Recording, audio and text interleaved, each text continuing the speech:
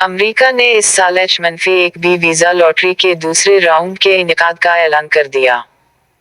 अमरीकी immigration office US citizenship and immigration services की जानिब से जारी बयान में कहा गया है कि H-1B वीजा के दरखास्त दहिंदगन के लिए इस साल लॉटरी का दूसरा दौर मुनक्किद किया जाएगा, जिसके लिए वो बेतरतीब इंतखाब के अमल का इस्तेमाल करते हुए पहले से जुमा करदा इलेक्ट्रॉनिक रजिस्ट्रेशन से मजीद उम्मीदवारों का इंतखाब करेगी।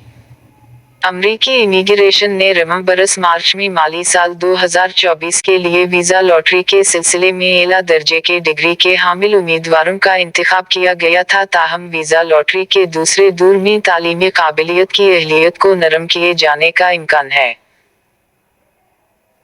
वीज़ा लॉटरी के दूसरे दौर की पेशकश से सिर्फ वही दरखास्त गुजार फ़ायदा उठा सकेंगे जिनके पास माली साल 2024 की रजिस्ट्रेशन मौजूद है और वो पहले मरहले में कामयाब नहीं हो सके थे। ताहम अब वो H-1B कैप सबजीकट पिटीशनस दायर करने के अहल हैं। याद रहे कि माली साल 2024 के लिए मुंतखब शुदा रजिस्ट्रेशन करवाने की इब्तिदाई मुद्दत 1 अप्रैल 2023 से 30 जून 2023 तक थी।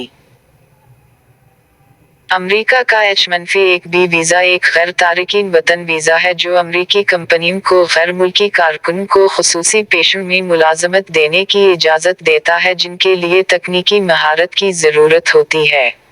कांग्रेस के मुरतब करदा उसूल व ज़वाबित के मुताबिक साल में ज़्यादा से ज़्यादा 65,000 H-1B वीज़े जारी किए जा सकते हैं।